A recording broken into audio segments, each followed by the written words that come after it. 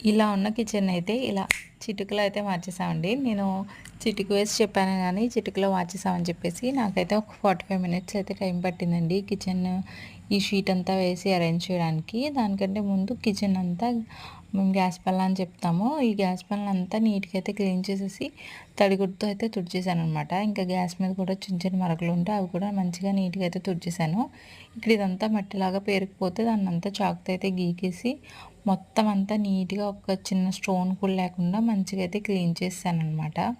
Clean చేసేసిన తర్వాత ఇంకా ఈ షీటు మెజర్‌మెంట్ అయితే తీసేసుకున్నాను.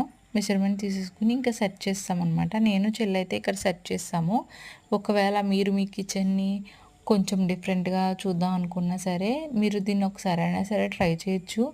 మాకు 1 ½ రోల్ అయితే పట్టింది. ఫుల్ రోల్ అయితే ఒక రోల్ అయితే సరిపోదండి. 2 రోల్స్ అయినా సరే తీసుకోవాలి మీరు ఒకవేళ మీ కిచెన్ ఇంత సైజు ఉంటే గనక. లేదు చిన్నగా ఉంది అంటే గనక ఒక రోల్ అయితే సరిపోతుంది. మేము మెజర్‌మెంట్ అంతా తీసుకొని కిచెన్ అంతా నీట్‌గా అయితే సెట్ చేస్తాము. అక్కడక్కడ గ్యాప్స్ అయితే ఉండిపోయినాయి. ఆ గ్యాప్స్‌ని కూడా ఫిల్ చేస్తామనమాట. ఒకవేళ మీరు మీ ఇంటిని మార్చుకోవాలనుకుంటే గనక ఇది చాలా బెస్ట్ ఆప్షన్ అండి.